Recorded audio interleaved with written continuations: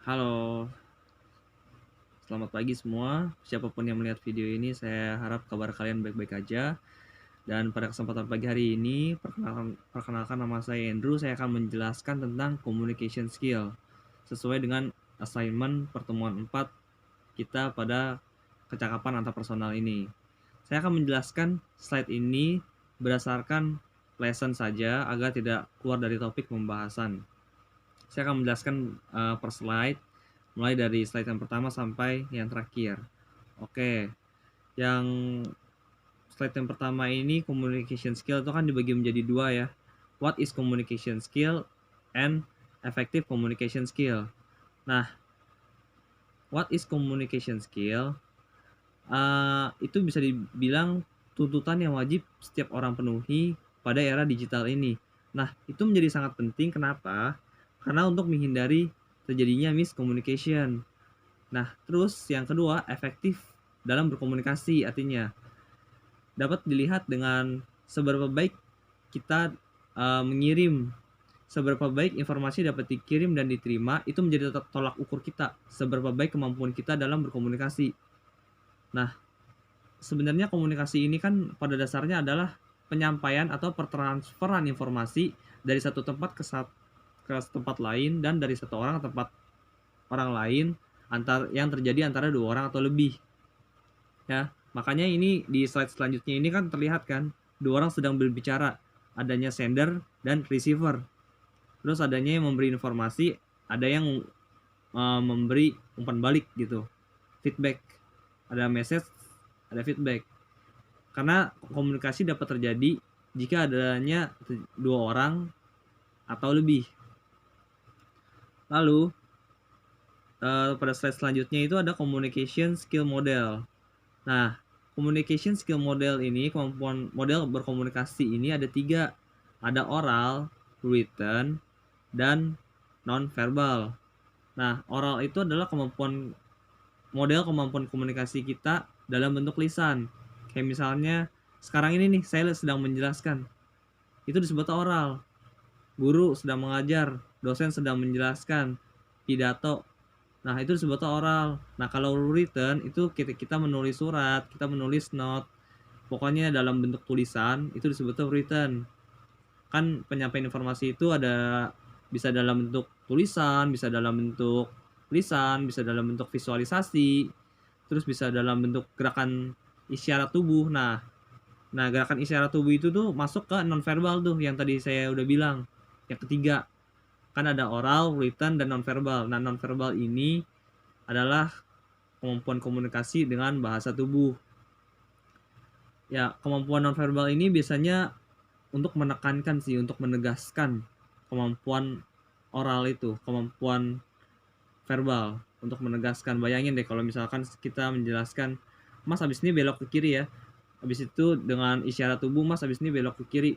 Atau dengan diam, kita nyuruh orang diam dengan tangan kayak gini. Gitu. Itu kan orang jadi lebih mengerti gitu. Terus di slide selanjutnya ini efektif. Ada tulisan what you heard is not what I said.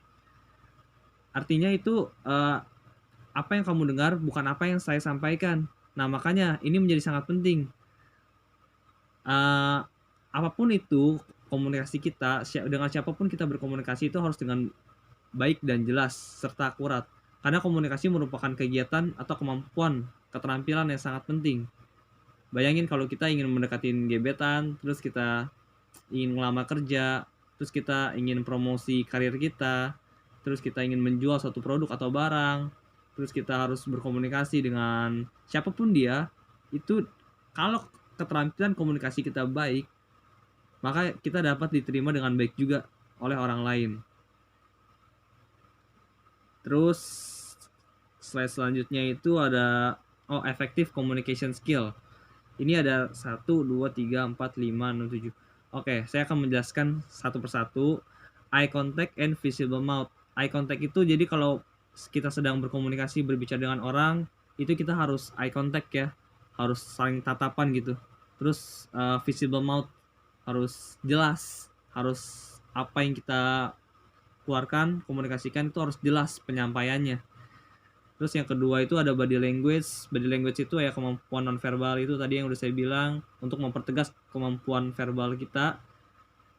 Terus yang ketiga itu ada silence. Silence itu artinya kita mendengarkan ya, kita harus annoying banget kan kalau orang ngomong, terus kita juga harus menjadi pendengar yang baik.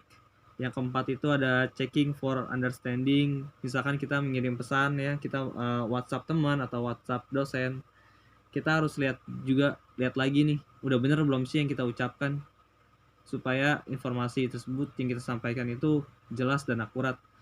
Yang kelima ini ada smiling face. Smiling face ini adalah selalu tersenyum ya. Dengan selalu tersenyum, orang dapat melihat gitu bahwa berbicara dengan dia ini menarik loh gitu. Terus summarizing what has been said. Ya, jadi kalau kita ingin misalkan ini kan summarizing itu kan artinya merangkum ya. Berarti kita harus sudah tahu nih apa yang mau kita omongin. Misalkan kita mau mempresentasikan sesuatu, kita udah merangkum apa yang mau kita bahas. Terus ada yang selanjutnya encourage to continue, berarti kita harus encourage itu kan artinya memberi semangat. Berarti kita harus memberikan feedback yang baik. Jadi misalkan orang bilang, gue habis ke cafe itu loh kemarin. Nah terus kita memberikan respon yang baik. Oh kafenya gimana tuh? Bagus nggak tempatnya? Nah itu encourage to continue. Jadi untuk melanjutkan pembicaraan lagi, untuk lebih dekat lagi, lebih akrab lagi, lebih kenal lagi, ya. Terus selanjutnya itu ada some question. Berarti dalam suatu komunikasi kita harus ada beberapa pertanyaan lah kepada orang, supaya orang tersebut tuh kayak, ya ternyata gue ngomong itu menarik ya, sampai dia tuh mau tanya sesuatu gitu.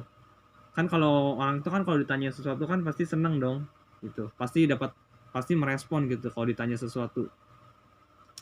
Itu aja. Terus personal test seperti kemarin ada 25 soal yang sudah diberikan oleh Bu Ria Wulandari. Hasil skor tes saya 31. Sekian aja. Be brave, be kind, be wise, and thank you. Sampai ketemu lagi di pertemuan selanjutnya. Bye.